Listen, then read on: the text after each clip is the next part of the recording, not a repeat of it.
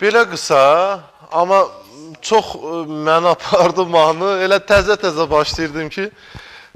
Bu mahnı biraz çok uzun olduğu için biraz kesmişim arkasında bu dağlarda kar olsaydım. Belə bir mahnı. 5 dəqiqə yaxın gedir.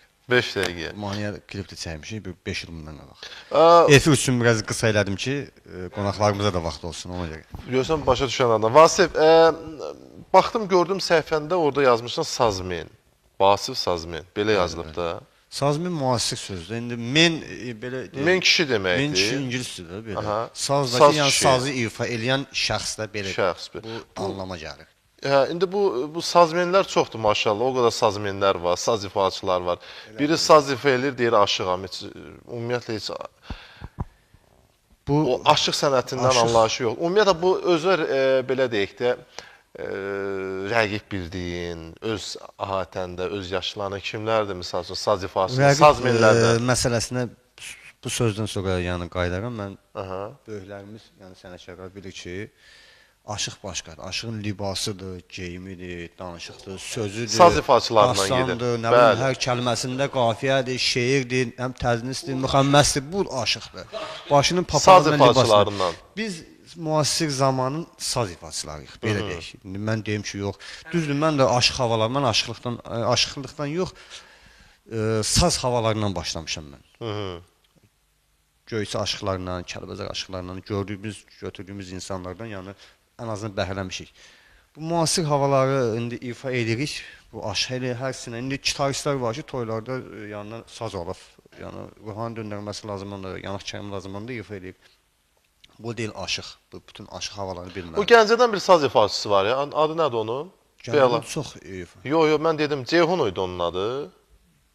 Yoxsa mən səhv bilirəm, Sazmen. Hə, elə bir adı çəkdim. Ceyhun deyil o. Hə, Ceyhun deyil. O deyir, məndən başqa yoxdur da, mən yəni toylarda, məclisdə məndən başqa. Mən belə deyim də, yəni...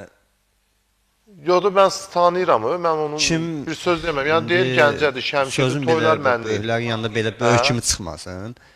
Reklam güclü ola bilər. O imkandan asılıdır. Bu saat elə sənətkara, sazı, belə deyim, məni də qabağına qoy, sazla dəstəyək. Elə insanları tanınmır bu saat. Toylarda öz işindən məşğuldur.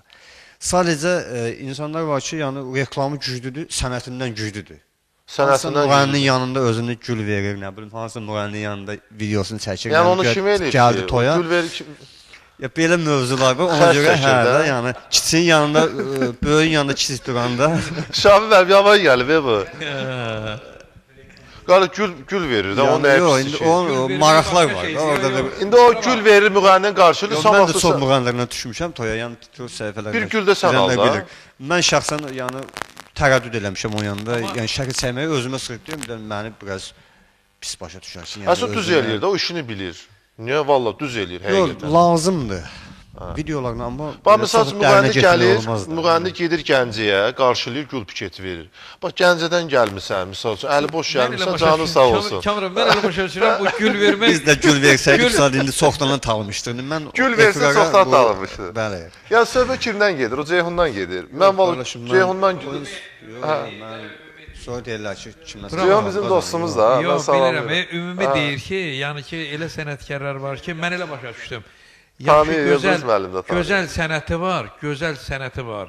Onu nə bilim, amma xalq tanımır. Yəni onu demək istəyir ki, adam da var ki, reklamı çoxdur. Maddiyyatdan asılıdır, insan var ki, onu demək istəyir. kişinin sənətkarıdır. Kim yaxşı çalır, kim pis çalır, öz işidir.